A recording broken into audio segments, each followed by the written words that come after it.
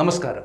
കേരളത്തിന്റെ യാത്രാ പ്രശ്നങ്ങൾ പരിഹരിക്കുന്നതിന് ഉൾപ്പെടെ നിരവധി പദ്ധതികളാണ് കേന്ദ്ര റെയിൽവേ മന്ത്രാലയത്തിന്റെ പരിഗണനയിലുള്ളത്. കേരളത്തിൽ വിവിധ പദ്ധതികൾ പുരോഗമിക്കുന്നതിനൊപ്പം മറ്റ് അനവധി പദ്ധതികളുടെ ആലോചനയും നടക്കുന്നുണ്ട്. എന്നാൽ സ്ഥലമേറ്റെടുത്ത് നൽകുന്നതിലെ കാലതാമസമാണ് പദ്ധതികൾ വൈകുന്നതിന് പിന്നിലെന്ന് റെയിൽവേ മന്ത്രി അശ്വനി വൈഷ്ണവ് അടുത്തിടെ വ്യക്തമാക്കിയിരുന്നു. പുതിയ ട്രെയിനുകൾ അനുവദിക്കുന്നതിനും നിലവിലുള്ളവ വേഗം കൂട്ടുന്നതിനും ആവശ്യമായ നടപടികൾ വേഗത്തിലാക്കിയാൽ കേരളത്തിലെ യാത്രാക്ലേശം പരിഹരിക്കുവാനാകും. ഇതിനായി പാത ഇരട്ടിപ്പിക്കൽ ഊർജിതമാണെങ്കിലും നിലവിലെ നടപടിക്രമങ്ങൾ മന്ദഗതിയിലാണ്. നിലവിലെ ഇരട്ടിപ്പിക്കൽ റൂട്ടുകളിൽ പ്രധാനം തിരുവനന്തപുരം കന്യാകുമാരി പാതയിലെ പാറശാല വരെയുള്ള കേരളത്തിൻ്റെ ഭാഗവും ആലപ്പുഴ വഴി എറണാകുളത്തേക്കുള്ള പാതയുമാണ്. ഇതിനു പുറമെ ഷൊർണൂർ വള്ളത്തോൾ നഗർ ഇരട്ടിപ്പിക്കലും സ്ഥലമെടുത്ത് പൂർത്തിയാക്കാത്തതിനാൽ വൈകുകയാണ്. കാലതാമസം ഒഴിവാക്കി സമയബന്ധിതമായി സ്ഥലം ഏറ്റെടുത്ത് നൽകാൻ മുഖ്യമന്ത്രി പിണറായി വിജയന്റെ അധ്യക്ഷതയിൽ ചേർന്ന അവലോകന യോഗം റവന്യൂ ഉദ്യോഗസ്ഥർക്ക് നിർദ്ദേശവും നൽകിയിരുന്നു. സ്ഥലമേറ്റെടുക്കൽ വേഗത്തിലാവുകയും പാത ഇരട്ടിപ്പിക്കൽ പൂർത്തിയാക്കുകയും ചെയ്താൽ കൂടുതൽ ട്രെയിനുകൾ അനുവദിക്കുവാൻ വഴിതെളിയും.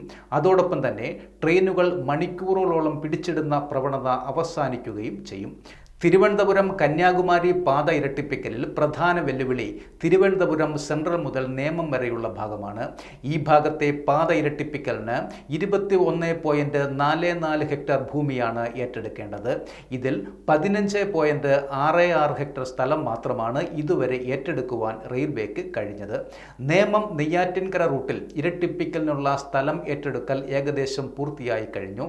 ഈ ഭാഗത്ത് ആകെ ആവശ്യമുള്ള 10.66 ഹെക്ടറിൽ ഇനി 0.654 ഹെക്ടർ മാത്രമാണ് ഏറ്റെടുക്കുവാൻ ബാക്കിയുള്ളത്. ഷൊർണൂർ വള്ളത്തോൾ നഗർ പാത ഇരട്ടിപ്പിക്കലിന് പാലക്കാട്, തൃശൂർ ജില്ലകളിലായി 4.771 ഹെക്ടർ സ്ഥലമാണ് ആവശ്യമുള്ളത്. തൃശൂർ ജില്ലയിൽ ചെറുതുരുത്തി വില്ലേജിൽ 3.676 ഹെക്ടർ സ്ഥലവും നെടുമ്പറമ്പ് വില്ലേജിൽ 0.03 ഹെക്ടർ സ്ഥലവുമാണ് ഏറ്റെടുക്കേണ്ടത്.